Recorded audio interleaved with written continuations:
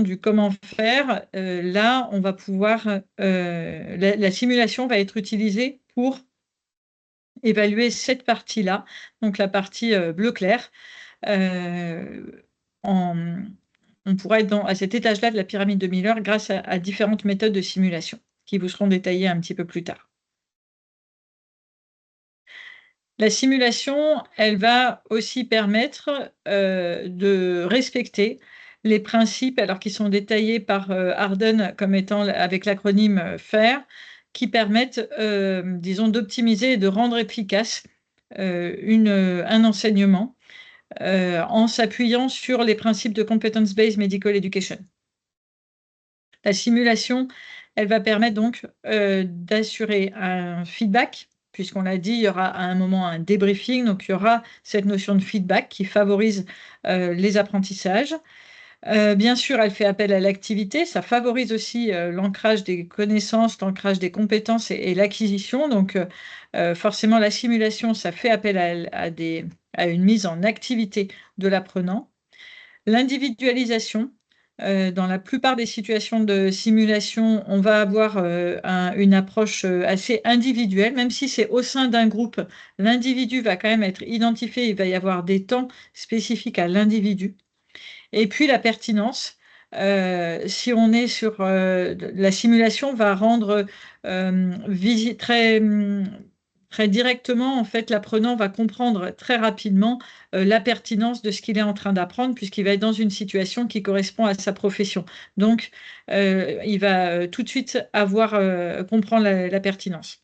Donc ainsi, la simulation, elle permet globalement, pour un apprentissage, d'améliorer la cohérence, l'efficacité, donc grâce à l'application de tous ces principes. Ça va favoriser également une attitude réflexive et d'auto-évaluation finalement, puisque lors de la réalisation de la séance, on va voir la réalisation de la séance, puis la partie débriefing, et donc cet aspect réflexif. Tout ceci va permettre d'intégrer les savoirs, les savoir-faire et également le savoir-être. Alors après, en fonction des objectifs spécifiques de tel ou tel enseignement, on va insister plutôt sur les savoirs, plutôt sur le savoir-être, mais en tout cas, tout peut être intégré dans une séance de simulation. C'est un outil qui va pouvoir intégrer tout ceci. Et puis, il est démontré que la séance de simulation, ça va augmenter la motivation et aussi la transférabilité des apprentissages du fait à nouveau de l'application de tous ces principes FAIR pour les apprenants. Donc, la simulation va donc améliorer les apprentissages, à condition bien sûr que ce soit en alignement avec les objectifs. Pardon. Hop, voilà. Alors, dans nos professions de santé, on a bien sûr des objectifs qui vont nécessiter de la simulation. Je vous ai mis là quelques exemples. Donc, si on prend le CANMEDS, qui est le référentiel des compétences au niveau du Collège canadien des étudiants en médecine. Et on va avoir par exemple un objectif qui est planifier et réaliser les interventions diagnostiques et thérapeutiques. Donc c'est typiquement ici, ça fera appel à de la simulation procédurale. Un autre objectif est dans l'aspect communicateur, c'est gérer les désaccords et les conversations très émotives. Donc là, l'outil simulation relationnelle va permettre de former à cette compétence. Fournir une rétroaction afin d'améliorer l'apprentissage et le rendement. Là, à nouveau, la simulation relationnelle va pouvoir permettre d'acquérir cette compétence et éventuellement de l'évaluer aussi. Si on revient sur notre contexte en France et donc la réforme du deuxième cycle qui est largement inspirée du CANMEDS, on a la particularité sur notre référentiel de compétences du deuxième cycle d'avoir les situations de départ. Et ces situations de départ, je vous ai pris deux exemples ici. Par exemple, coma et troubles de conscience. Et dans ces situations, il y a l'objectif réaliser les premières mesures de protection des voies aériennes et identifier les situations nécessitant une intubation. On voit bien que là, si on veut aller vers cet objectif, soit l'enseigner, soit l'évaluer, ou les deux, il nous faudra de la simulation pour pouvoir permettre ça. Réaliser une glycémie capillaire, de la même façon, on saura évaluer si un étudiant sait réaliser une glycémie capillaire quand on l'aura, si on reprend la pyramide de Miller, vu réaliser, alors en situation simulée, éventuellement dans la vraie vie, mais à minima dans une situation simulée. Dans la station, par exemple, la situation de départ, purpura, ecchymose et hématome, eh bien, il y a initié la prise en charge en urgence d'une suspicion de purpura fulminans. Et ici, à nouveau, ça peut faire appel, à la fois pour la formation et pour l'évaluation, à de la simulation. Donc, on voit ici que la méthode ou l'outil simulation va permettre de répondre aux objectifs qui sont dans les différents référentiels. Si on est plus sur de la formation, continue, je dirais, hem, on a, je vous ai, ici, partagé, quelques objectifs qui viennent du consortium pan-canadien pour l'interprofessionnalisme en santé. C'est un document qui est, assez intéressant à consulter et qui reprend justement les compétences et les objectifs, pédagogiques, en faveur de l'interprofessionnalisme en santé. Donc là, ça correspond bien au cœur de cible de Simulion et on peut retrouver dans ce référentiel, par exemple, l'objectif: utiliser des stratégies de communication efficaces, notamment en utilisant un vocabulaire commun et en évitant le jargon pour assurer un échange d'informations clair et précis. Là, on va être dans le cas, alors ça peut être de la simulation procédurale ou de la simulation relationnelle, voilà, à voir en fonction de quel point plus spécifique on veut travailler. On a ensuite un autre cas qui est plutôt de la simulation relationnelle, partager l'information avec tous d'une manière sécuritaire et respectueuse des cultures, de façon à ce qu'elle soit compréhensible, encourage la discussion et renforce la participation à la prise de décision partagée. C'est des objectifs qui sont assez larges, mais typiquement qui peuvent être tout à fait travaillés et évalués en simulation relationnelle. Alors pourquoi je passerai un petit peu plus vite parce que ce sera dans la partie, d'après. Hem, Si on prend les choses un petit peu dans l'autre sens, c'est-à-dire, qu'est-ce que va permettre telle ou telle, modalité de simulation? Je n'ai pas été exhaustive, mais par exemple, si on fait de la simulation in situ, on va avoir cet aspect de pertinence, de travail en équipe, d'adaptation aux apprenants aussi qui vont renforcer leur engagement dans les principes, FAIR dont j'ai parlé tout à l'heure. Et puis ça va amener en plus une réflexion sur l'organisation des soins. Donc ça va amener cette notion de réflexivité et aussi d'auto-évaluation, y compris si c'est en groupe. Alors c'est pas toujours faisable, bien sûr, là on va pas rentrer dans les détails. Pourquoi faire de la simulation basse fidélité? Eh bien, ça peut être tout à fait adapté, et pertinent si l'objectif, c'est, notamment la réalisation de gestes techniques qui ne nécessitent pas un système complexe ou des rétroactions, très compliquées. Vous avez là, par exemple, un mannequin, pour la réalisation de l'accouchement. Si l'objectif est la gestuelle au moment d'un accouchement, eh bien, on va pouvoir former et évaluer sur ce type, de, matériel, donc de la simulation basse fidélité. Ça répond plutôt à de la formation individuelle et on va pouvoir étudier, la learning curve. Ensuite, si, pour de la haute fidélité, eh bien, ça va être, aussi, pertinent, bien sûr, en fonction de l'objectif, quand ça nécessite une rétroaction, une rétroactivité, également plus souvent dans le travail en équipe. Ça peut aussi répondre à des objectifs en individuel. Ça engage beaucoup les apprenants dans le scénario, donc on va pouvoir étudier beaucoup, beaucoup de choses sur de la simulation haute fidélité et en équipe, comme vous pouvez la voir ici illustrée. Il faudra ensuite bien dégager quel est l'objectif de telle ou telle session pour la rendre vraiment pertinente. Voilà, donc en conclusion de cette présentation un peu d'introduction, la simulation, elle est vraiment au service d'un objectif d'enseignement.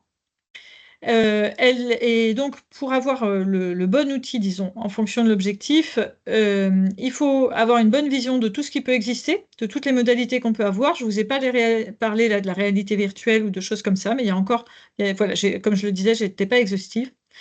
Ça nécessite d'avoir accès à des ressources assez variées et d'avoir des spécialistes et des experts dans différentes applications de la simulation.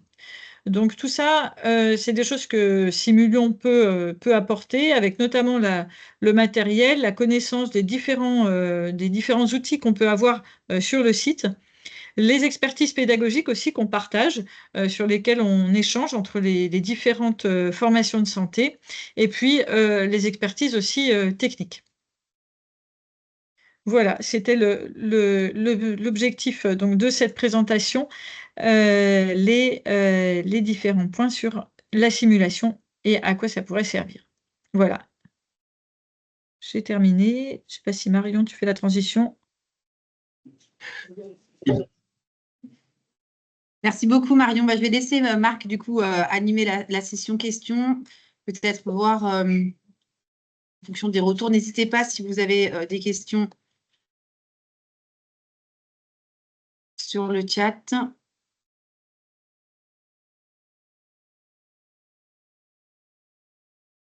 Et Marc, je vais peut-être te laisser la main pour la session questions.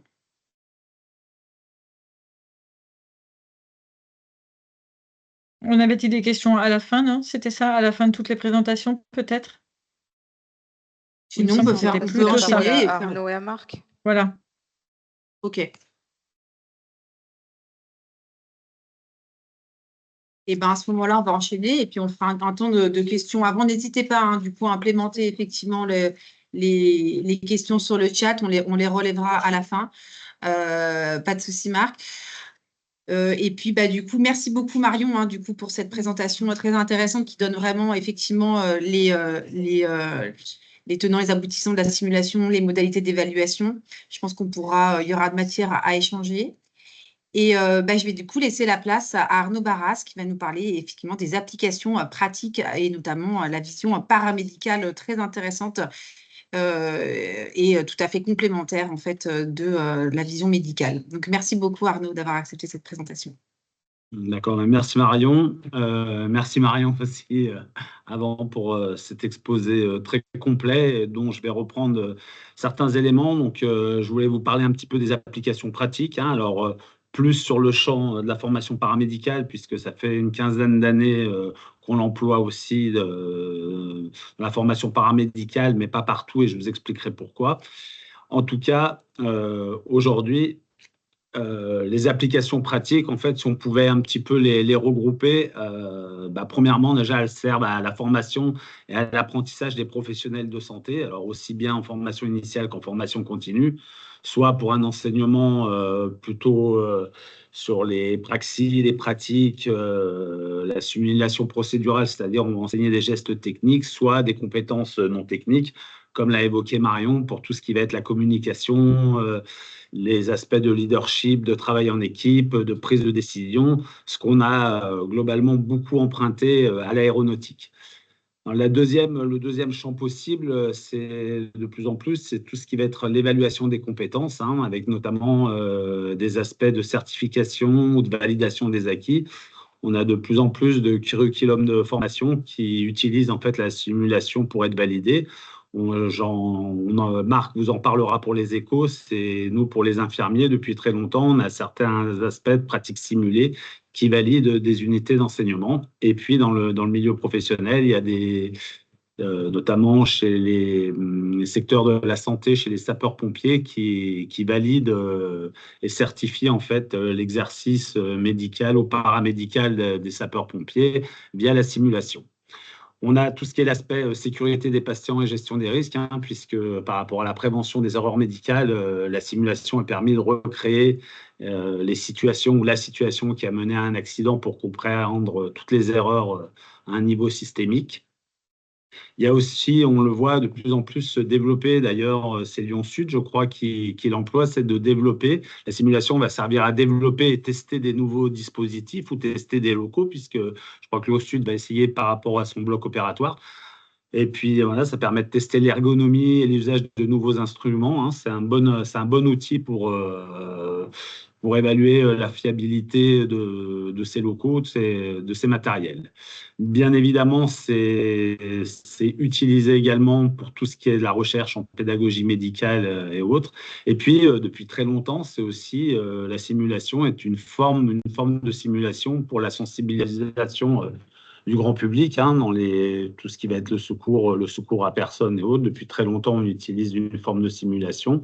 Et puis, dernièrement, tout ce qui est plutôt autour de l'éducation thérapeutique du patient, des patients experts, partenaires, on utilise beaucoup la simulation.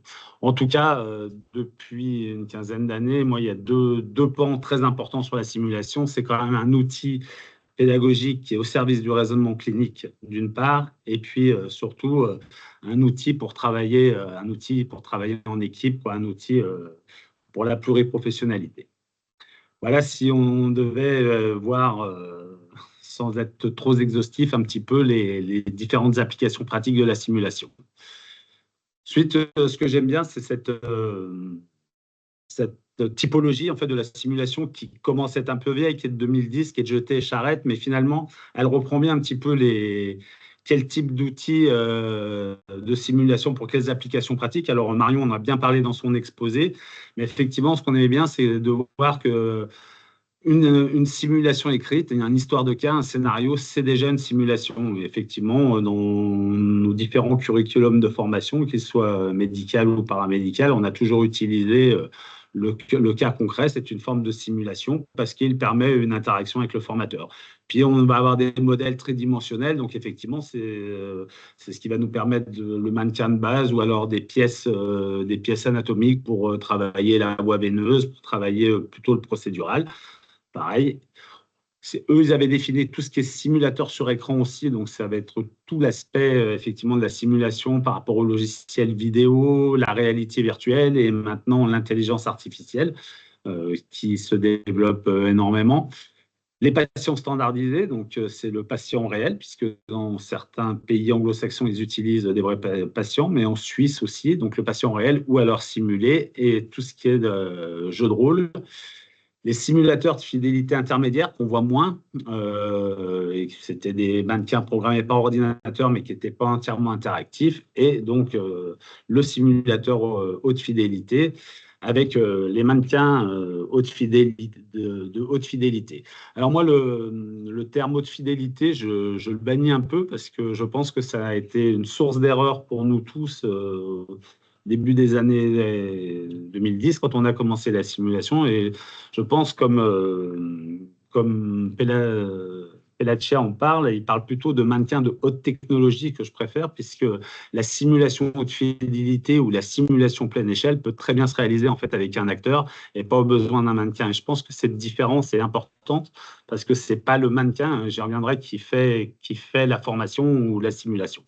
En tout cas, votre choix, Marion le disait lors de son exposé, suivant ce que vous allez travailler, si c'est du procédural, effectivement, vous avez besoin d'un maintien de base. Si vous avez besoin de travailler en équipe et sur des scénarios complexes, ce qui va faire changer, ce qui va opter, c'est effectivement le choix de votre scénario, votre objectif de la formation. Et c'est deux choses, c'est l'immersion que vous souhaitez avoir, puisqu'on voit bien que ce n'est pas la même immersion entre une simulation écrite et un simulateur haute fidélité. Et puis l'interaction que vous recherchez avec le simulateur, qui doit être aussi dans vos objectifs pédagogiques de formation. Voilà. Donc, interaction et immersion qui sont les deux thèmes à rechercher par rapport à l'outil que vous allez utiliser. Le contexte réglementaire, un petit peu pour les différentes applications, alors qui est assez large, mais qui nous a beaucoup influencé au niveau paramédical et un petit peu aussi, je l'ai cité au niveau médical, puisque Marc va en parler tout à l'heure. On avait déjà le référentiel de formation de la profession infirmier en France du 31 juillet, qui déjà, dans nos unités d'enseignement, en fait, avait introduit l'enseignement et l'évaluation par la pratique simulée. C'est-à-dire qu'on devait faire les contrôles pré-transfusionnels, on devait apprendre à préparer des perfusions à nos étudiants en situation simulée. Donc, c'est 2009, l'entrée de la pratique simulée en tant qu'évaluation dans les soins infirmiers. Puis bien évidemment, le rapport de mission de l'autorité de santé de Jean-Claude Grand-Henri et Marie-Christine Maule, hein, qui a quand même généralisé et les bonnes pratiques et a intensifié, a œuvré pour le développement de la simulation en santé. Au niveau des instituts de formation, on a eu aussi une instruction ministérielle, hein, du 24 décembre 2014, donc dès 2014, suite au rapport de mission HAS, en fait, qui recommandait de faire de la simulation comme une méthode pédagogique à développer. Et c'est à partir de cette date que ça a commencé à se généraliser dans certains instituts de formation. J'en parlais tout à l'heure, l'arrêté du 21 décembre 2021, qui est relatif à l'organisation des épreuves nationales pour l'accès au troisième cycle d'études de médecine, hein, les ECOS, qui a quand même beaucoup fait évoluer aussi ce rapport à la simulation dans les curriculums de formation. Et puis, dans le prochain référentiel de formation infirmier, où la simulation est inscrite comme une méthode pédagogique à part entière pour préparer les étudiants au stage, au raisonnement clinique, avec toutes les évolutions en lien avec la profession. Et puis, bien évidemment, dans le champ professionnel, hein, depuis 2012, on a quand même tous les programmes DPC qui recommandaient de faire de la simulation. Toute la grandes actions qui avaient été mises sur la sécurité du patient suite à l'analyse des événements indésirables graves, qui avaient vanté aussi de faire de la simulation. Et puis, bien entendu, tout ce qui est autorité de la santé, puisque dans les certifications aujourd'hui, est demandé des programmes de simulation au sein des établissements. Au niveau des instituts de formation, moi, ce que je note depuis une quinzaine d'années, et j'en parlerai aussi puisqu'on avait fait une étude dessus, il y a deux choses qui sont en train de se détacher un petit peu, c'est l'emploi de la simulation relationnelle et de la simulation hybride. Alors, pour tout ce qui est simulation relationnelle, soit on fait appel à des acteurs, pour 42%, c'est des professionnels de santé, ou alors des comédiens amateurs et professionnels. Et dans la simulation hybride, c'est utiliser en fait des acteurs de la même manière, mais en leur mettant un bras de perfusion pour perfuser ou d'autres appareils suivant l'intérêt du scénario. En tout cas, il y a une vraie volonté de travailler la relation qui est plus intense qu'avec le maintien. Et puis la deuxième chose qu'on voit se développer, qui donne de gros résultats, c'est la réalité virtuelle, hein. Déjà parce que c'est une réponse aux différents volumes d'étudiants. On voit bien, par exemple, aux Hospices civils de Lyon, on a plus de 360 étudiants infirmiers par promotion. On en a plus de 1100 en tout. Donc, on sait bien que pour faire passer tous les étudiants en simulation pleine échelle, ça va être compliqué. La réalité virtuelle est un bon moyen pour différentes raisons. Déjà parce qu'elle recrée des environnements qu'on ne pourrait même pas recréer au niveau spatial ou par rapport à ce qu'on peut faire, hein, comme transfuser réellement ou être complètement dans un bloc opératoire. On ne peut pas faire du in situ comme ça à l'IFSI. Donc, c'est une bonne réponse au volume d'étudiants et effectivement à nos investissements structurels. De même, les casques se développent et on a beaucoup de développeurs qui sont en train de faire en fait grâce aux casques de la simulation d'équipe où on est immergé en fait dans le même scénario à plusieurs. Donc c'est vrai que c'est des thématiques qui sont bien travaillées au niveau des instituts de formation. Je voulais juste reprendre quelques facteurs clés, alors plus global, hein, mais qui sont importants dans la simulation pour éviter certaines, pas dérives, mais tout du moins pour faire attention quand on utilise quel type de simulation et quel type de simulateur. Ce n'est pas le simulateur, je l'ai déjà dit, qui fait la formation. La première chose par rapport à nos scénarios, nos objectifs, et souvent c'est une étape qui est court-circuitée, c'est de faire une analyse de l'activité en fait, réellement, qu'est-ce qu'on souhaite simuler, mais ça nécessite au préalable de bien connaître l'activité, qui fait quoi, comment, notamment quand on fait de la simulation en équipe, et ça nécessite un vrai travail au préalable sur le terrain pour savoir ce qu'on veut simuler. Parce que l'idée, elle est quand même c'est la transposition finalement didactique des situations de travail pour qu'elles deviennent des situations pédagogiques de simulation. Et si on veut transposer ces situations en situations pédagogiques, alors oui, il faut avoir fait une analyse de l'activité conséquente. Ensuite, il y a un travail sur les classes de situation. Alors, c'est les didacticiens qui ont amené ça, c'est-à-dire on l'utilise beaucoup. Nous, c'est les mêmes situations, mais dans des contextes différents. Par exemple, la personne âgée qui sera en chirurgie pour une fracture du col du fémur, mais aussi on va réutiliser cette personne âgée qui sera dans un soin de suite et de réadaptation. Et parti parce que notre classe de situation, c'est la personne âgée avec ses fragilités, mais dans des contextes différents. Et c'est la résolution du problème qui finalement se transformera en apprentissage.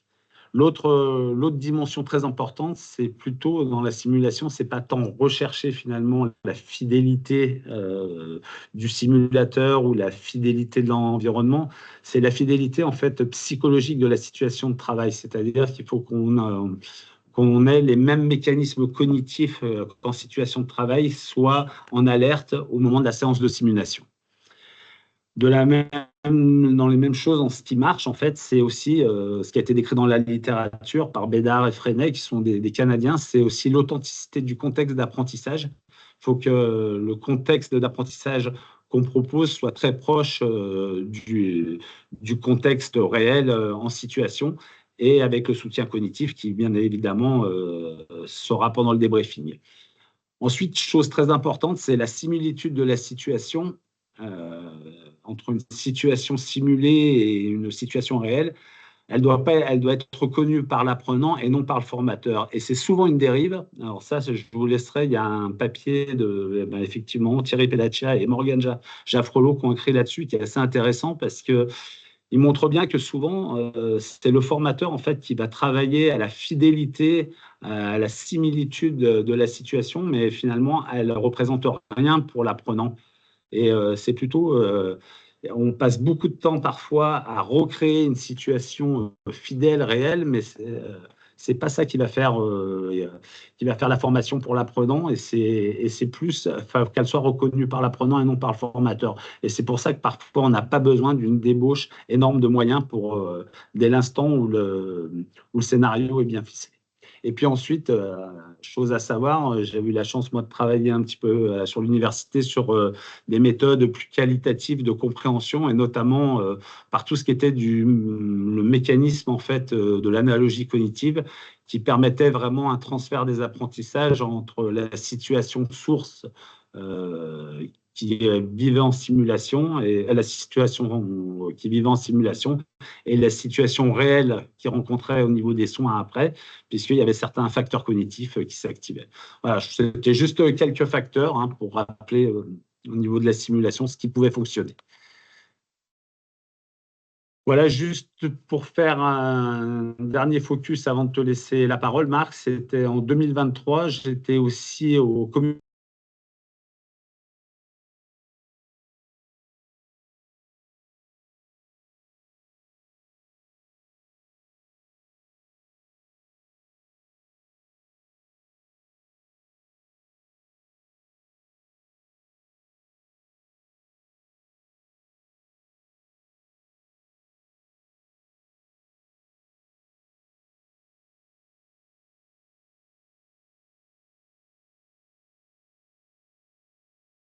Vous m'entendez?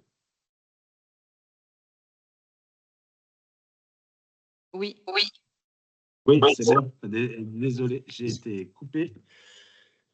Oui, donc je vous disais qu'on avait fait donc un état des lieux en fait de la simulation dans les instituts de formation. Donc le CEFIEC qui avait 309 structures adhérentes, on avait quand même 129 IPSI qui avaient répondu, soit 41,75%, ce qui était bien. On avait questionné 3 axes: la place et le développement de la simulation dans les IPSI, quelle typologie, qu'est-ce qui était utilisé, le volume horaire consacré, volume pédagogique, quels étaient les moyens mis en œuvre, et finalement les freins. Donc, les résultats, très rapidement, c'était le constat, c'est qu'il y avait une forte hétérogénéité entre les instituts, notamment les typologies de simulation est très variées entre des personnes qui déjà utilisaient la pleine échelle, alors soit avec maintien de fidélité, soit avec les acteurs, soit sinon se cantonnaient finalement à la pratique simulée procédurale, que la durée et les volumes horaires étaient très inégaux, et surtout le niveau de formation des formateurs très disparate. Donc, pour tout ce qui était ressources humaines et pédagogiques, on voyait bien qu'il y avait un manque de formation pédagogique spécifique, très peu de DU finalement au niveau des instituts de formation et beaucoup de formations courtes sur 5 jours. Voilà. Et puis un déficit quand même en ressources humaines, administratives, techniques pour conduire des projets de simulation plus ambitieux. En tout cas, les enjeux clés pour un développement durable de la simulation restent toujours les mêmes, c'est-à-dire de former les formateurs, renforcer les équipes techniques et administratives. Il y a rarement de techniciens de simulation dans les IFSI et c'est souvent la problématique du matériel impacte effectivement la bonne gestion de la situation. Et puis soutenir la généralisation des bonnes pratiques. Voilà, je laisse la parole à Marc. Bien, merci beaucoup Arnaud, merci à toutes et tous. Donc, je vais essayer de passer les diapos. Ouais, moi, j'arrive à les passer, super. Donc, je viens vous parler finalement des échos. Alors, on va prendre 2 minutes là-dessus, hein, puisque finalement, c'est un des outils de simulation qui peuvent être déployés. Et probablement que vous en avez entendu parler, ne serait-ce que par la réforme du deuxième cycle des études médicales. Et ça a été aussi abordé très rapidement aussi par les 2 orateurs précédents.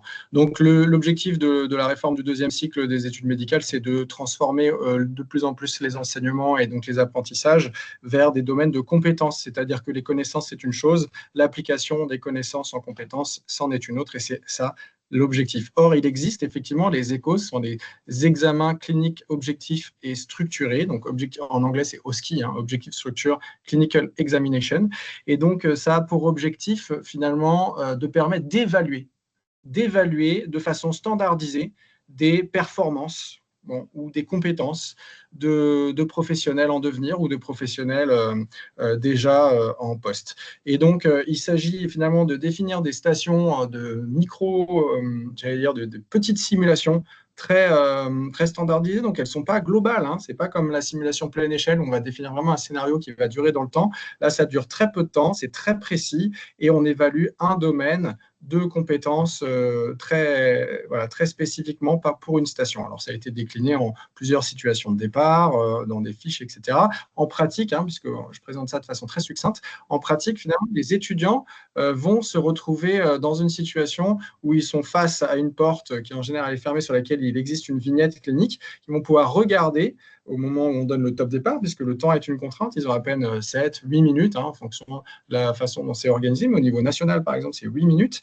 Donc, 8 minutes par station. Ils découvrent la station, la fiche technique est indiquée, où on présente rapidement, hein, très rapidement, la situation dans laquelle se situe la station. Et puis, le temps qui est disponible pour réaliser les missions. Recueillir l'anamnèse, par exemple, pour le patient, expliquer à la patiente les enseignements complémentaires, etc. Et pour cibler un peu plus, finalement, les domaines d'évaluation, hein, donc ne pas piéger les étudiants ou les apprenants dans leur démonstration de connaissances, on indique aussi ce qu'ils ne doivent pas faire. Par exemple, il ne faut pas examiner le patient, ou il ne faut pas prescrire de choses complémentaires, etc., etc. Alors, du coup, à l'intérieur de la station, qu'est-ce que retrouve l'étudiant ou l'apprenant? Eh bien, il retrouve finalement soit un patient standardisé, soit un mannequin, un morceau de mannequin, ça peut être un membre, par exemple, un fantôme, etc. Et puis, il retrouve aussi des évaluateurs, puisqu'on a dit que c'était un outil d'évaluation. Donc, il existe des évaluateurs qui sont à l'intérieur, un ou plusieurs évaluateurs, qui vont évaluer les performances. Parmi donc, les patients standardisés, ça peut être plus ou moins, donc c'est l'acteur, hein, qui va jouer le rôle du patient, par exemple, ou parfois c'est le professionnel de santé standardisé, donc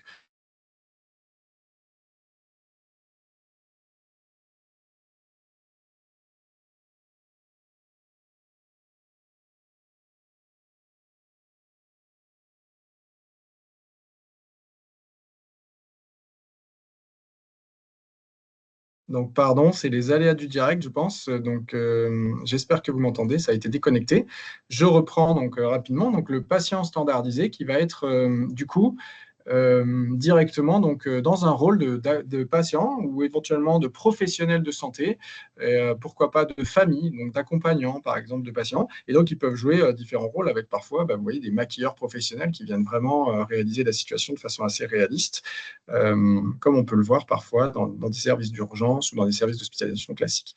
Alors, le matériel, ça peut être aussi du matériel technique. Vous voyez, par exemple, typiquement, ce matériel type AFGSU, donc formation de gestes et soins d'urgence, mais aussi des matériels de procédures qui peuvent être soit des gestes, par exemple, si c'est une ponction lombaire ou pose de voie veineuse périphérique, d'examen de pédiatrie. Donc, tout à l'heure, Marion Cortet vous a montré aussi des simulations avec des accouchements, donc de périnée ou alors de gestes sensibles. Donc, il existe tout un tas de matériels techniques qui permettent de démontrer les compétences et les performances. Et puis, comme c'est objectif, il faut une grille d'évaluation qui soit très structurée. En général, elles sont à 2 niveaux, c'est-à-dire est-ce que c'est fait ou c'est pas fait. Parfois, on peut trouver des échelles à 3 niveaux, c'est-à-dire est-ce que la performance observée a été faite, partiellement faite, donc pas tout à fait bien, mais quand même réalisée, ou alors non faite totalement. Et donc, il y a des notes comme ça qui sont réalisées.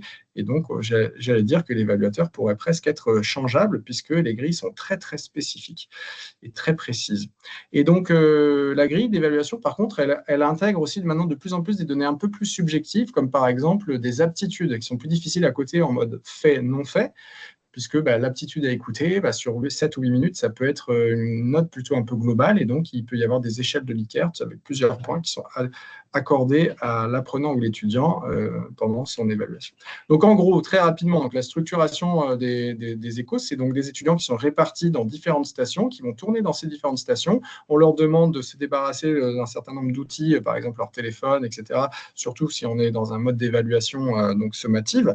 Ensuite, ils tournent dans les circuits en simultané. Donc, plus on va avoir d'étudiants à faire passer sur une journée, plus on va avoir besoin de circuits en simultané avec les stations par lesquelles vont passer les étudiants. Et puis ensuite, ils rejoignent un sas de sortie. Donc, c'est toute une organisation aussi qui est faisable, rassurez-vous, puisque ça a pu être réalisé à l'échelle nationale des UFR de France en simultané sur une seule journée et intégré dans un examen national classant. On peut en reparler pendant les questions si vous voulez. Et donc voilà, je vais m'arrêter là. Je vais juste remercier également le collectif des médecins et aussi de tous les organisateurs et les participants de l'organisation des échos sur les facultés de médecine de l'Université Claude Bernard Lyon 1. Et je rends tout de suite la parole pour Marie-Juliette. Merci beaucoup, Marc. Alors moi, je vais revenir sur quelque chose peut-être d'un petit peu plus terre à terre. Je vais vous parler du rôle de Simulion par rapport à toutes ces simulations, ces types de simulations qu'on a pu voir dans les minutes précédentes et qui ont été présentées déjà beaucoup pour certaines par Marion, Arnaud et Marc. Alors, je vais commencer par vous dire pourquoi et comment est né Simulion. Donc, on en a déjà beaucoup parlé. La simulation s'est développée depuis le début des années 2010. Les professionnels de santé du territoire lyonnais, comme un petit peu partout en France, se sont intéressés à la simulation. Et sur les 2 institutions principales en matière de formation en santé, que sont l'Université Lyon 1 et le CHU-HCL, on a eu 2 façons de développer la simulation. Du côté de l'université, il y a eu une véritable structuration du développement de la simulation au travers d'un programme de formation et de développement de la simulation qui s'appelait SAMSEI. C'est le développement des technologies immersives qui a pu bénéficier en 2013 d'un financement de l'ANR. Et donc, grâce à ce financement qui était d'un petit peu plus de 10 millions d'euros, l'université a pu créer 7 plateformes de simulation sur l'ensemble de ses facultés. Donc, vous les retrouvez encore aujourd'hui. Vous en avez 2, une dans chaque faculté de médecine, à Lyon-Est et à Lyon-Sud. Vous en avez une sur la faculté d'odontologie. Vous en avez 2 sur l'école de chirurgie. Une sur la faculté de pharmacie. Vous avez une officine de simulation. Et vous avez enfin sur l'ISTR tout le développement de salles de simulation à destination de la rééducation et de la kinésithérapie. Du côté des hospices civils de Lyon, ça ne s'est pas fait de manière aussi structurée sur ces 10 dernières années. Ce sont en fait les professeurs d'université qui s'étaient impliqués dans la simulation qui ont fait porteur de bonne parole auprès des HCL et ont commencé à monter leur propre initiative de simulation pour leurs équipes sur les plateaux hospitaliers, sur les services hospitaliers. Mais en 2020, quand on a commencé à réfléchir à Simulion, on a fait un recensement de ces initiatives et on s'est quand même rendu compte qu'on pouvait trouver plus d'environ 160 initiatives de simulation in situ qui avaient pu être initiées et même faites de manière assez récurrente par différents praticiens et professionnels de santé. Donc en 2020, les 2 institutions, l'université et le CHU, ont réfléchi ensemble et ont décidé d'unifier leurs forces et de développer ensemble leurs actions en simulation. Et c'est ainsi qu'en 2022, en juin 2022, donc vous voyez, ça fait 3 ans à peu près, a été signé un groupement d'intérêt scientifique qui s'appelle Simulion et qui est donc destiné à coordonner et développer la simulation en santé de l'université et des HCL, mais aussi plus largement, puisque c'est la mission de ces deux institutions qui font de la formation au bénéfice des professionnels de santé du territoire. Je vais passer rapidement sur la slide suivante, c'est vous dire ce qu'est Simulion. Donc Simulion, en fait, principalement, ce sont 3 missions qui lui ont été confiées par l'université et les HCL. La première mission, et c'est celle qui nous occupe peut-être le plus, c'est d'être un centre de service en simulation. Ça veut dire quoi? Ça veut dire que n'importe quel professionnel de santé, évidemment plutôt du monde de la santé, qui a une idée, une envie, un besoin de faire de la simulation, peut contacter Simulion, qu'il soit de l'université, des HCL ou même en externe, pour expliquer son besoin, sa question, et recevoir, comme le disait Marion, un accompagnement pédagogique, un accompagnement technique, un accompagnement matériel, voilà, tous les éléments qui peuvent amener à ce que son idée prenne vie et prenne corps. Donc ça, c'est quelque chose qui nous occupe assez largement. On est contacté assez régulièrement par des professionnels qui ont une idée et qui veulent savoir bien si déjà elle est réalisable par simulation ou pas. C'est la première question. Peut-on et doit-on faire de la simulation par rapport aux besoins exprimés? Et puis ensuite, ça peut être un besoin d'un mannequin, ça peut être un besoin de trouver un formateur ou des formateurs, ça peut être aussi besoin de savoir si quelqu'un l'a déjà fait et donc être mis en relation avec une personne qui l'aurait déjà fait sur un autre hôpital, un autre établissement de santé. Donc voilà, donc c'est de la mise en relation aussi qui se fait beaucoup. La deuxième mission, c'est le prolongement finalement du centre de service, c'est d'être un centre de formation. Donc ce qui veut dire que parmi l'ensemble de ces besoins, de ces idées, de ces initiatives sur lesquelles on peut être amené à faire de l'accompagnement, certaines de ces idées correspondent finalement à la stratégie de l'université ou à la stratégie des HCL de développement de formation qui touchent le public le plus large, qui sont transversales et qui nécessiteraient d'être un petit peu standardisées et proposées au plus grand nombre. Donc là, on rentre finalement dans un centre de formation beaucoup plus classique avec un catalogue de formation. Donc nous avons un catalogue qui s'adresse principalement à l'interne de l'université et des HCL, mais nous avons aussi un catalogue de formation qui est proposé en externe. Ensuite, la troisième mission, c'est d'être un centre de recherche et d'innovation en simulation. Arnaud en parlait, on a beaucoup d'innovations qui sont en cours, de développement de nouveaux types de simulations, notamment tout ce qui est la réalité virtuelle, la réalité augmentée, l'intelligence artificielle. Et donc, un certain nombre de professionnels travaillent sur ces questions-là. Et donc, on a une production scientifique qui est accompagnée. On est encore sur un rôle finalement d'accompagnement de tout ce qui est la recherche en simulation et les innovations en simulation.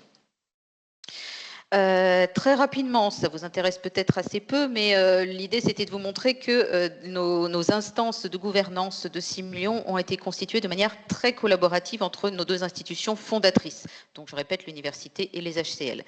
Donc il n'y a rien d'extraordinaire dans cette gouvernance, vous avez un conseil stratégique qu'on réunit 2 fois par an, notamment vous avez le président de l'université et le directeur général des HCL qui pilotent ce conseil stratégique et qui finalement valide les orientations stratégiques et la politique partagée de Simulion.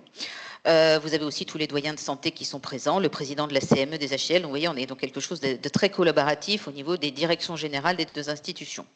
Vous avez ensuite le trinôme opérationnel, qui est donc l'organe de gestion du quotidien de Simulion et qui répond à toutes les sollicitations qui peuvent être faites.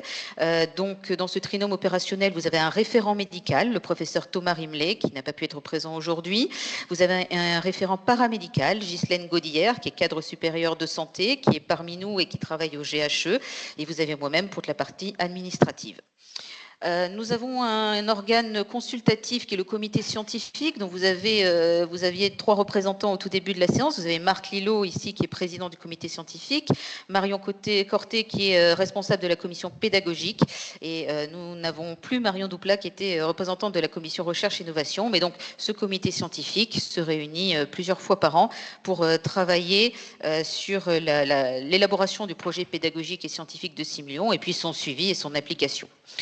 Et puis de manière très opérationnelle, on a des représentants finalement des missi dominici sur nos 2 institutions, l'université et le CHU. Dans chaque groupement hospitalier du CHU, vous retrouvez un copil simulation qui se réunit de manière régulière et qui permet la mise en relation, le partage de toutes les personnes qui sont intéressées par la simulation. À chaque instance réunion de ces copiles, vous avez un membre du trinôme opérationnel qui est présent pour récupérer les questionnements et voir comment on peut y apporter une solution, ou en tout cas essayer de travailler une réponse. Et puis vous avez, j'ai parlé tout à l'heure des 7 plateaux de simulation de l'université avec lesquels nous sommes en contact et qui aussi retransmettent l'information et les dernières techniques et les derniers questionnements, les dernières méthodologies en matière de simulation.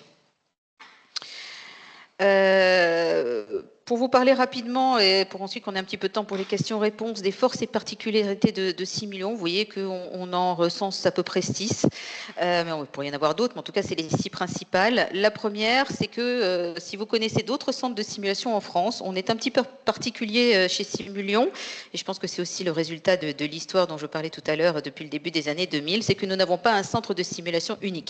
Si vous cherchez le siège, le site Simulion, le site physique avec un bâtiment et un plateau de simulation, vous ne le trouverez pas. Nous voulons un centre de simulation multisite et mobile, donc au plus près de l'apprenant. Donc vous nous retrouvez dans les 7, évidemment, plateaux de simulation de l'université, mais vous nous retrouvez aussi sur de la simulation in situ sur les services hospitaliers du CHU, mais tout aussi bien, nous sommes mobiles, donc nous pouvons parfaitement aller faire de la simulation in situ dans n'importe quelle institution de santé. Nous l'avons encore fait récemment pour le centre hospitalier de Givors. Nous sommes aussi, bon ça a été évoqué tout à l'heure par Marion, Arnaud et Marc, nous sommes impliqués sur l'ensemble des types de simulations qui peuvent exister. Je ne vais pas revenir dessus, elles ont été présentées. Les dernières qui sont vraiment aujourd'hui au cœur des travaux et du développement de Simulion, c'est tout ce qui est la simulation relationnelle qui est extrêmement demandée et tout ce qui est la réalité virtuelle qui permet, comme le disait Arnaud, de toucher un grand nombre d'apprenants quand on ne peut pas faire de la simulation de fidélité partout. Nous avons du coup l'appui de formateurs et nous sommes assez fiers finalement d'être une référence nationale sur la formation des formateurs en simulation et des techniciens de simulation. Donc aujourd'hui, nous avons déjà au catalogue 2 formations de formateurs en simulation, un diplôme universitaire, donc sur une année universitaire, et un AU, attestation d'études universitaires, qui se fait sur une semaine de 5 jours et qui permet de s'initier à la simulation, à la formation par simulation. Nous sommes aussi le seul centre de France à avoir la formation d'un diplôme universitaire de technicien en simulation. Arnaud en parlait, c'est très important d'avoir des techniciens et nous sommes aujourd'hui finalement à Lyon les seuls à proposer une formation dédiée aux techniciens en simulation. Et puis bientôt à notre catalogue, c'est en cours de validation pour l'université, on s'est rendu compte par rapport aux récentes évolutions des besoins en simulation qu'il nous fallait compléter ce panel de formation et donc l'AU d'initiation à la simulation va être complété par 3 AU, celui destiné à former les formateurs en institut de formation, Arnaud le disait, hein, ça devient très prégnant et très important la simulation dans les instituts de formation, donc il faut pouvoir avoir des équipes de formateurs qui sont formés à la simulation. Un AE dédié à la simulation relationnelle et un AE dédié à une branche de la simulation relationnelle qui est la simulation managériale. Donc voilà, à la rentrée de l'année prochaine, normalement à compter des premières sessions d'AE qui auront lieu en octobre, nous pourrons proposer ces spécialités institut relationnel managérial.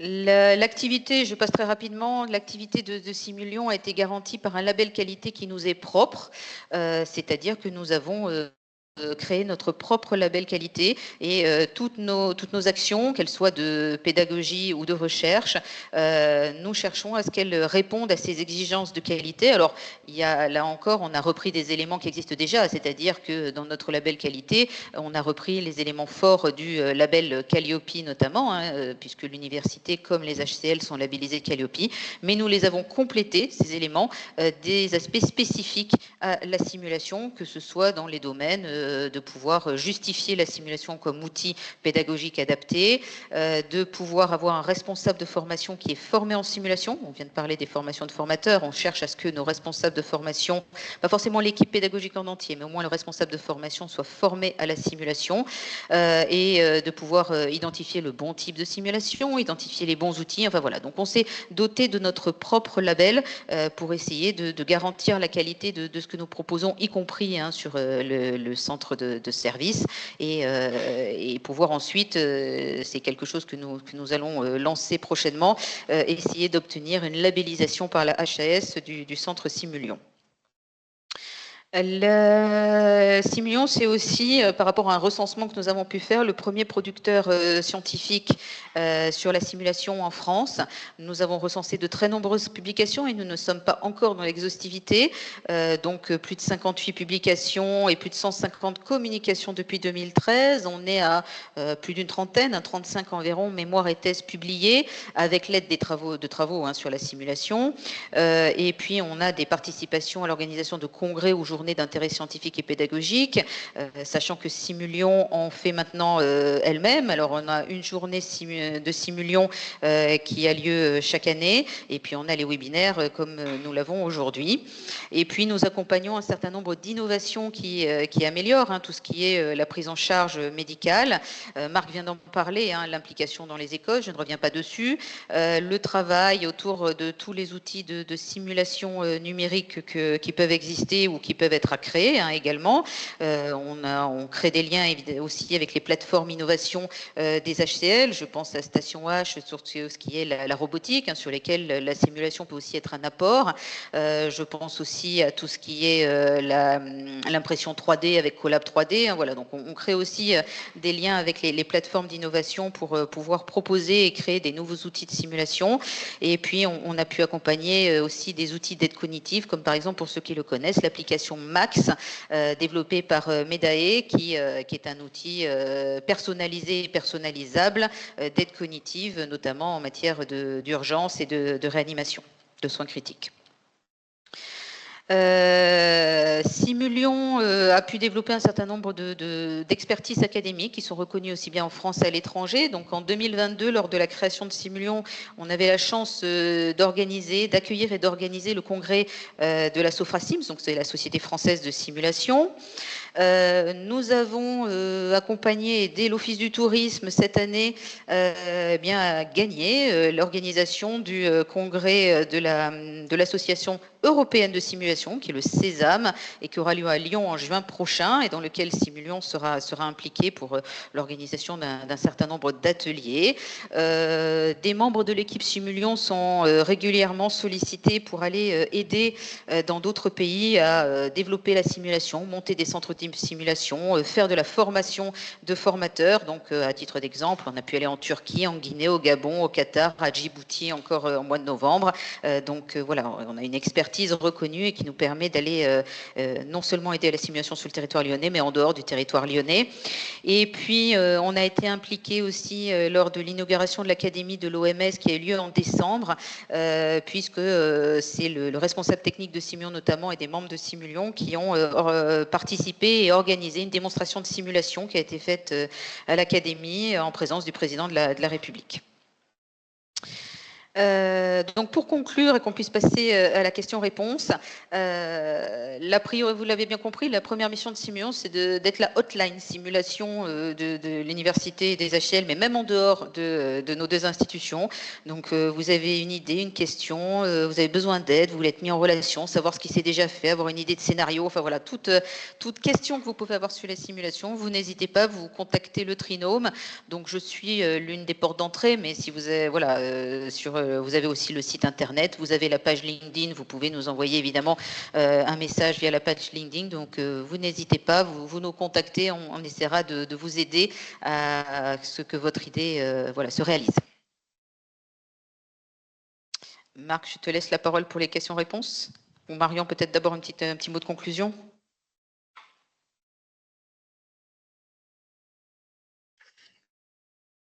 Et merci beaucoup Marie-Juliette. Merci pour cette présentation. Alors, je ne sais pas si Marie...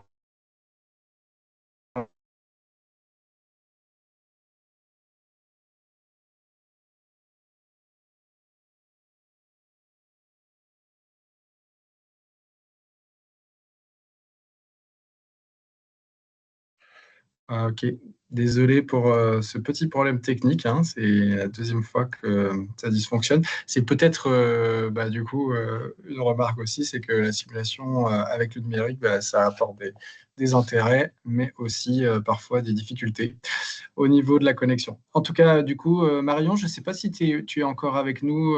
Oui, ok, je suis encore là. Je peux te laisser donner un petit mot de conclusion avant de partir sur non, pardon, c'est Marion Douplat. Pardon. On se trompe de Marion. C'est Marion Douplac qui fait la conclusion, je pense. Ah non, c'est moi, pardon, effectivement. Pardon.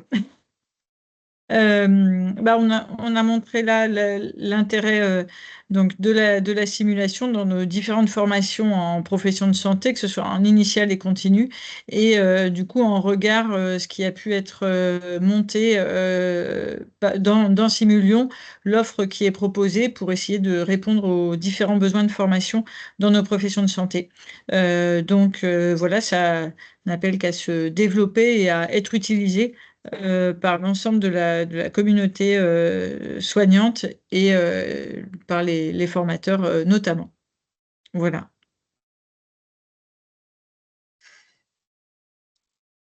Très bien. Donc, Donc, merci Arnaud, merci Marion et Marie-Juliette pour ces présentations.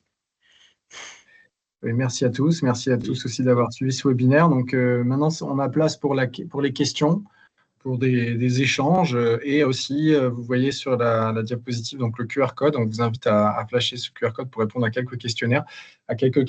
Ça nous permettra aussi de cibler l'intérêt que vous pourriez avoir pour certaines formations, pour certains webinaires ou certains sujets qui pourraient être abordés lors des journées scientifiques organisées pour Simulion.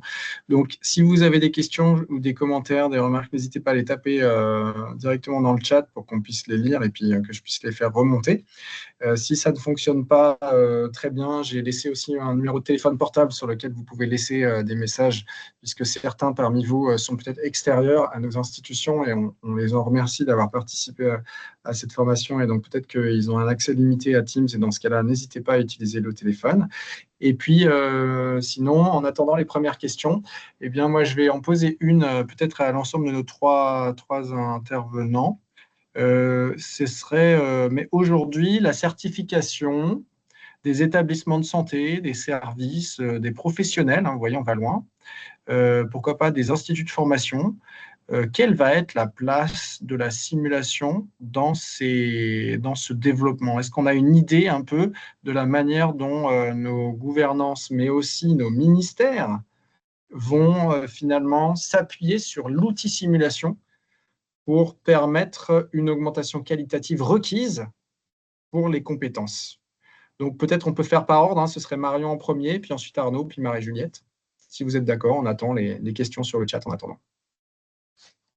Pour ce qui est plus le domaine que je connais le mieux, qui va être la formation initiale et allant jusqu'au 3e cycle, on le voit dans les différentes réformes, la notion de compétences, et donc si on respecte l'alignement pédagogique, l'utilisation de la simulation pour l'acquisition de certains objectifs se développe. On le voit dans les formations médicales, mais on le voit bien sûr dans toutes les autres professions, avec la difficulté, c'est quand même la mise en œuvre de façon pragmatique et équitable et assez large sur tout le territoire et dans toutes les professions pour tous les étudiants. Donc c'est ça le challenge, mais sinon on va vers ça. On le voit aussi dans les enseignements de 3e cycle, puisqu'ils vont tous mener petit à petit, tous les DES vont exprimer vont expliciter leurs objectifs de formation sous la forme d'activités professionnelles confiables notamment. Et dans cette démarche-là, il y aura une évaluation des compétences par simulation. Et on voit que dans chaque DES, en ce qui concerne la médecine et les spécialités, on voit apparaître les programmes liés à la simulation. Donc ça, sur la formation initiale, c'est quelque chose qui se développe. Et voilà. Ok, merci Marion. Peut-être Arnaud, tu veux compléter un peu? De la même façon que Marion, au niveau paramédical, je pense qu'aujourd'hui, on vit un contexte de problématique de stage au niveau de tous les territoires, et la simulation a été envisagée dans le sens quand même de suppléer à ces problématiques de stage. Donc, on voit bien l'importance capitale que revêt finalement au même niveau que le stage, la simulation. C'est également une manière, je pense, de travailler sur la montée en compétences qui est attendue au niveau paramédical, notamment sur la consultation infirmière, sur le raisonnement clinique infirmier, sur tout ce que sont les différents axes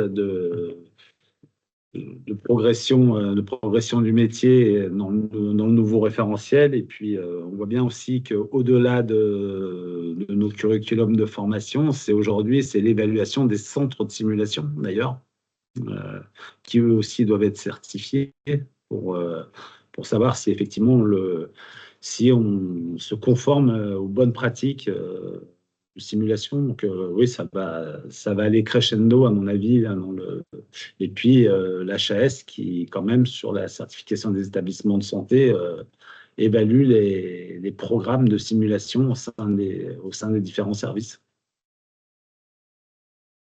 Ok, très bien, merci beaucoup Arnaud. Marie-Juliette? Oui, ben, je rejoins ce qui vient d'être dit, à savoir que la simulation se développe. C'est un élément, si on prend simplement une institution, je parlais plutôt de formation continue du coup, une institution de santé comme le CHU, mais n'importe quelle institution de santé, les jeunes recrutés, je parlais du public jeune qui a goûté et connu la simulation en formation aujourd'hui, est demandeur de savoir s'il y a des programmes de formation continue par simulation. Ça peut faire partie d'un élément différenciant et d'attractivité des institutions de santé. Donc c'est vrai qu'aux HCL, on voit bien que le développement de programmes en interne, in situ, est un élément important qui est très intéressant et qui attire énormément, que ce soit les nouveaux professionnels, mais aussi ceux qui sont déjà en poste. Ça peut être aussi un gage de rétention. Donc ça fait partie aujourd'hui des objectifs et de la stratégie RH d'une institution de santé. Il n'y a pas que ça, évidemment, ce n'est pas le seul outil, mais c'est un des outils qui permet d'attirer les professionnels et de les garder. On a quelques services dans lesquels on a de la simulation. On a pu faire un constat que la simulation qui se faisait de manière récurrente permettait d'avoir un turnover moins important sur ces services par rapport au même type de service dans un autre hôpital qui ne ferait pas de la simulation de manière récurrente. Et puis, comme le disait Arnaud, désormais, dans le nouveau référentiel de certification des établissements de santé, un des critères d'évaluation est bien celui de proposer de la simulation pour tout ce qui est la gestion des risques. Donc, désormais, les établissements seront aussi évalués et certifiés par rapport à cette capacité à proposer de la formation continue par simulation. C'est d'ailleurs pour ça que la HAS a récemment revu et approfondi son aussi référentiel d'évaluation et de labellisation. Alors, on n'est pas sur la certification, on est sur la labellisation des centres de simulation pour que ça aille plus loin et ça intègre notamment tout ce qui est le domaine du in situ qui jusque-là n'était pas forcément couvert par cette labellisation de la HAS.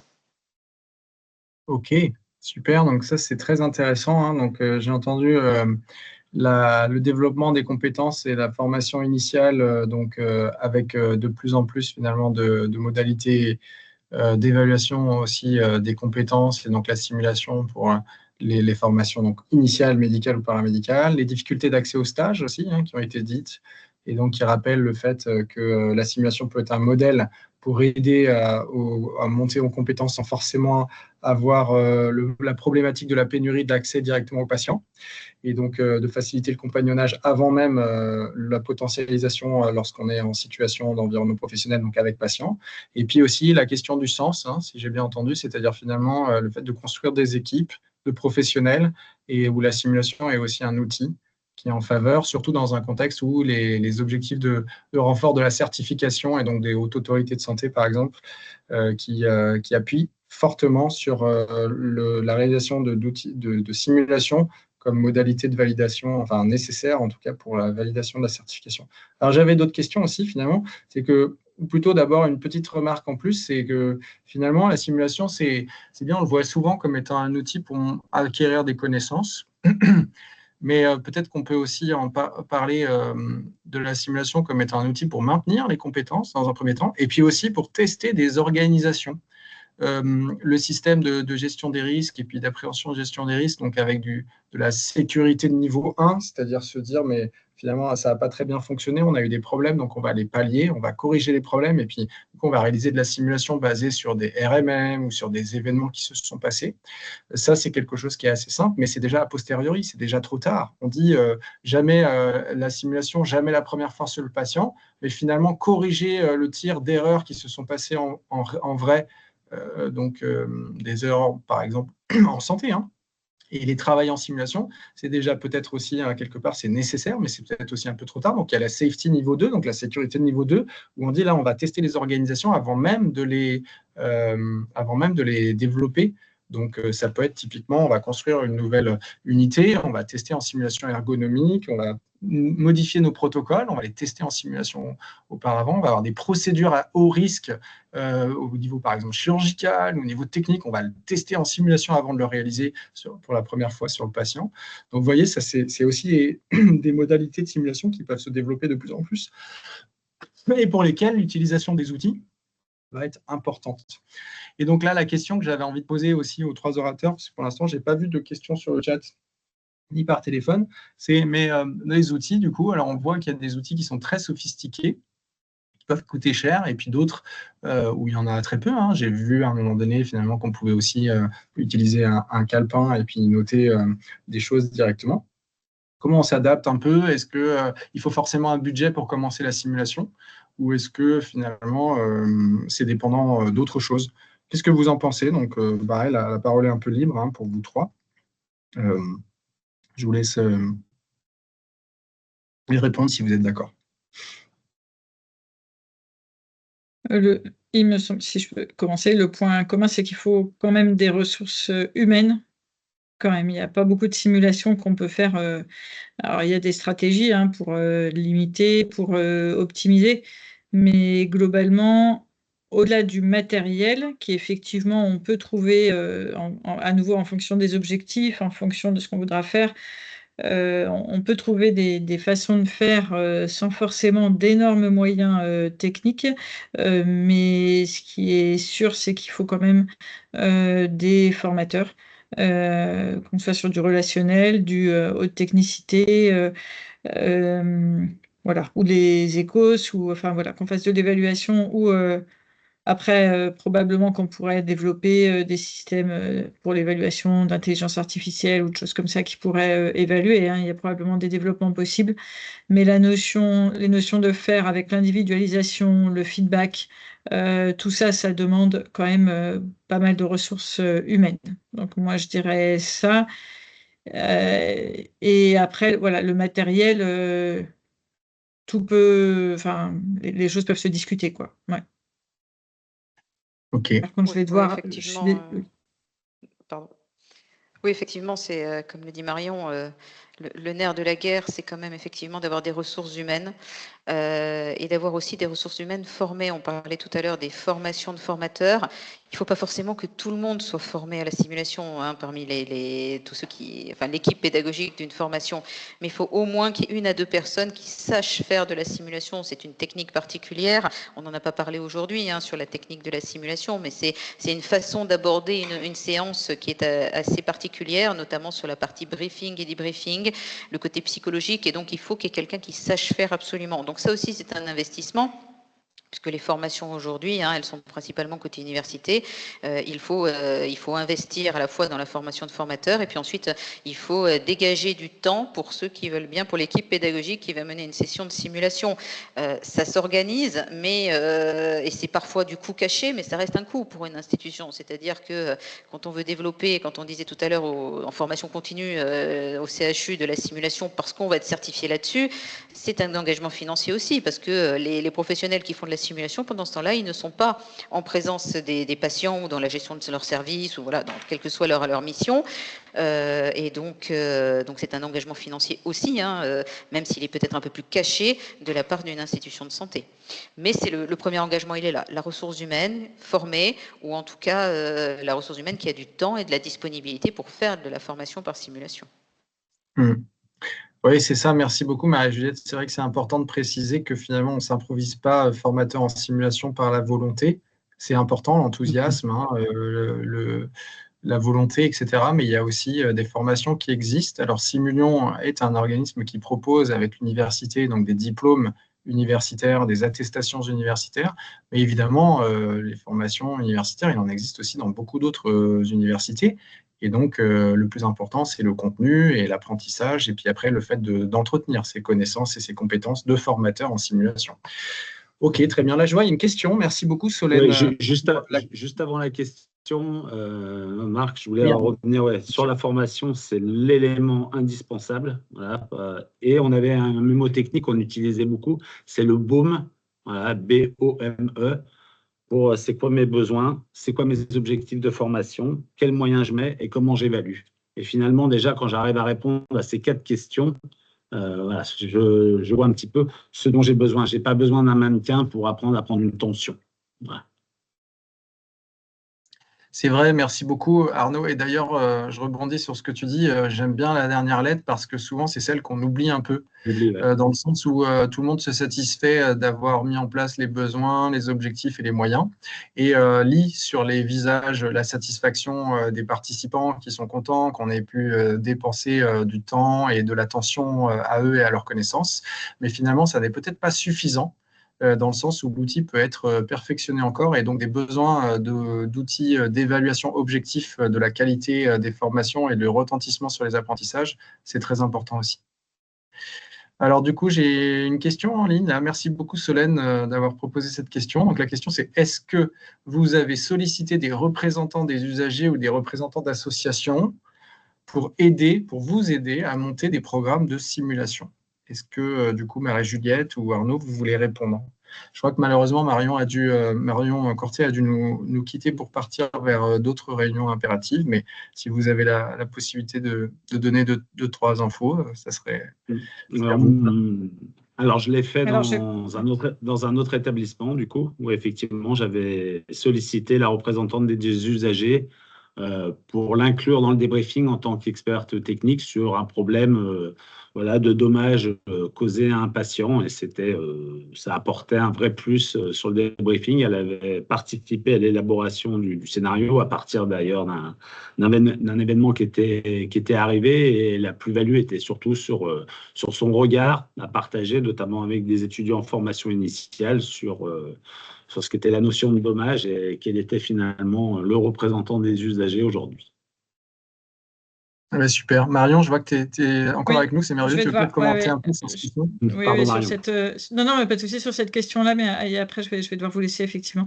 Mais on a du coup, avec Simulion, avec Marie-Juliette, pris contact avec les patients partenaires des HCL. Donc après, c'est encore à structurer, mais on a bien en tête ce travail-là avec les patients partenaires, alors soit sous la forme qu'on souhaite un représentant usager, association, patient partenaire. Il y a différentes formes de travail avec les patients, mais on avait bien ça en tête, oui. Voilà, je vais vous laisser, je suis désolée, je dois partir à une autre réunion. Merci beaucoup. Merci À Marion. bientôt, Marion. Oui, tout à fait. Dans le cadre du comité scientifique de Simulion, on a bien identifié cette nécessité de faire appel aux usagers, aux patients partenaires. C'est d'ailleurs quelque chose qu'on a pu voir. On était il y a 15 jours au congrès de la Sofracims et il y a eu un sujet qui a été posé justement sur le partenaire de simulation. Je crois que c'est le terme qui a été utilisé, c'est-à-dire un patient de simulé, un professionnel simulé. Donc les patients partenaires sont aujourd'hui un des acteurs très utiles, alors à la fois pour développer des programmes de simulation, mais aussi et surtout pour faire de la simulation relationnelle, parce que l'un des principaux sujets des patients partenaires, c'est justement la communication avec le corps médical et paramédical, comprendre ce que leur est dit, la littératie en santé, tous ces éléments-là.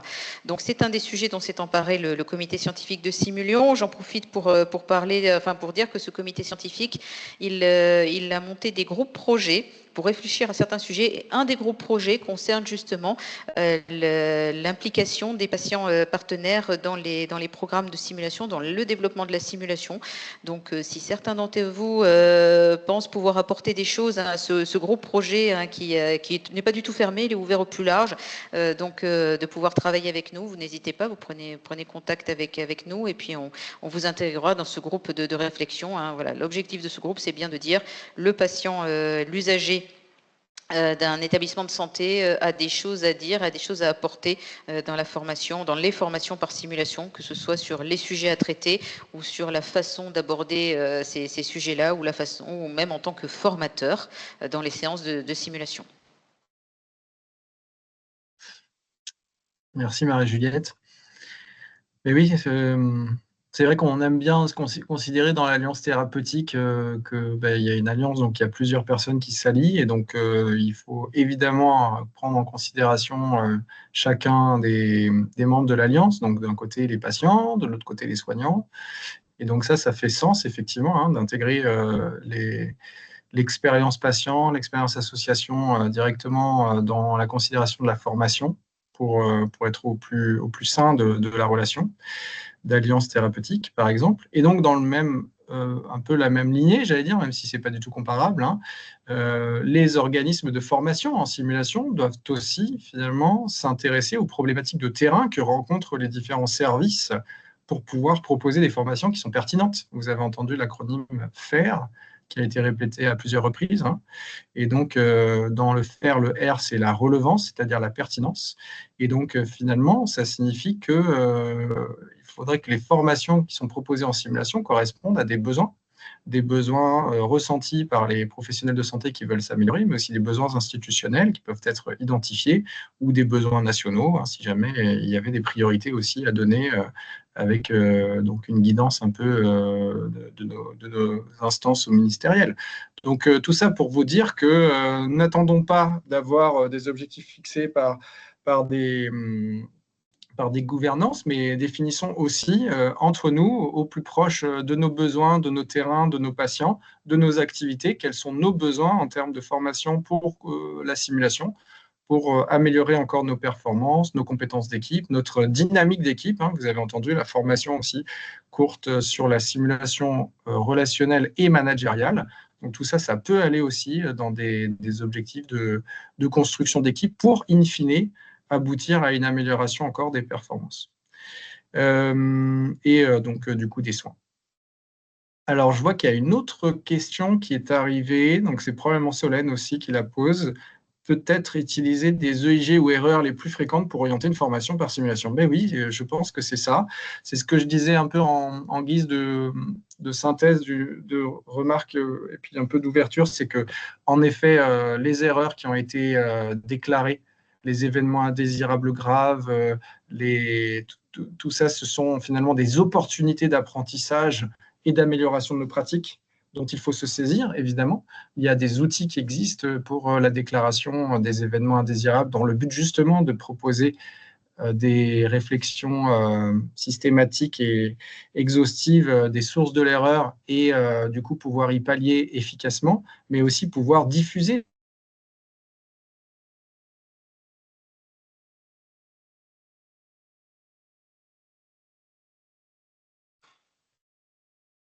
Je crois que les réseaux ont très chaud aujourd'hui.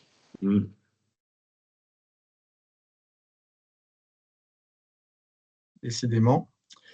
Désolé, donc je continue. Merci, pardon. Donc ces opportunités qui peuvent être effectivement diffusées à tous. Et donc, effectivement, c'est important, c'est utile de pouvoir construire des sessions, des programmes d'apprentissage initiaux ou des programmes de formation continue, que ce soit médical, paramédical, en santé, managériale, etc., qui puissent se baser sur des événements indésirables qui ont pu se produire. Parce qu'alors là, la pertinence, elle est réelle, puisqu'on ne peut pas dire c'est hypothétique. Non, ça s'est déjà réalisé dans le passé et on veut absolument que ça ne se reproduise pas. Et donc, on développe des formations pour permettre à nos professionnels de bien d'apprendre, de se perfectionner encore. Est-ce que vous avez d'autres questions? Il est 14h27, on va terminer dans 3 minutes, il y a encore le temps.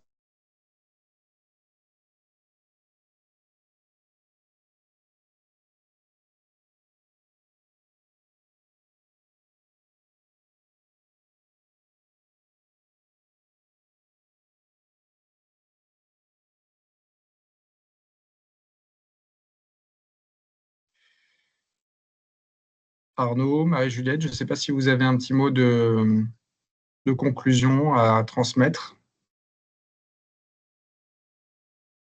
Non, moi je réinsiste uniquement sur la formation des formateurs en simulation. Je pense que c'est le gage ultime de la qualité des formations proposées. Et c'est pas tant, je le redis, c'est un peu le message que j'envoie, c'est pas tant la technique ou les moyens matériels qu'on aura qui feront la séance de simulation, mais bien les compétences pédagogiques des formateurs en simulation qui feront la séance de simulation. Oui, effectivement, il y a cette partie formateur. Et puis, pour reprendre ce que disait Marion au début, la simulation, c'est un outil très puissant de pédagogie dans le monde de la santé. Mais gardez en tête aussi que c'est un des outils. Hein, c'est pas le seul, et que donc la simulation peut paraître très séduisante, mais elle a un certain nombre d'obligations et de façons de l'aborder. Donc il ne faut pas hésiter à poser des questions autour de vous, hein, à ceux qui en font, pour savoir si votre sujet peut bien être traité par simulation. Alors ça peut passer par Simulion, puisqu'on est un outil de développement de la simulation, donc il ne faut pas hésiter à nous utiliser, mais ça peut faire l'objet aussi de discussions et de partage avec d'autres personnes. Donc c'est un outil très puissant, mais c'est un outil qui nécessite d'avoir des formateurs formés, ou au moins un qui est en capacité de piloter et de gérer la séance de simulation. Ça demande aussi un petit peu de temps, hein, bien évidemment, comme toute formation. Il faut la préparer, il faut définir les bons scénarios, pourquoi pas en prenant les événements indésirables. Et bien sûr, c'est une banque de scénarios magnifique, hein, pour faire de la simulation. Donc il faut prendre en compte ces éléments-là pour pouvoir se lancer sereinement dans un projet de simulation, mais c'est aussi un élément et un gage d'attractivité, de fidélisation, de rétention des talents et de sécurité des soins et du patient. Très bien. Eh ben, écoutez, il est 14h30.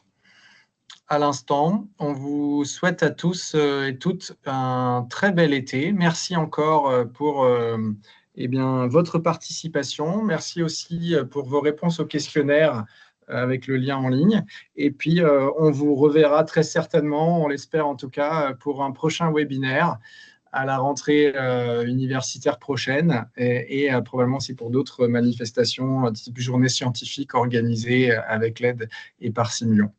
Voilà, Tout à fait. merci. J'en profite juste pour rajouter que, puisque ça a été demandé, le support qui a animé le webinaire d'aujourd'hui va être diffusé sur le site internet de Simulion avec l'enregistrement vidéo qui, malheureusement, pour problème de réseau, n'a pas démarré tout de suite, hein, mais du webinaire. Voilà, donc si vous avez envie de revoir certains échanges ou de tout simplement re-regarder une slide qui aurait pu vous intéresser pendant ce webinaire, vous pourrez trouver tout ça sur le site internet. À très bientôt. Merci beaucoup et bon été à tous. Merci à tous. Merci. Au revoir. Au revoir. Au revoir.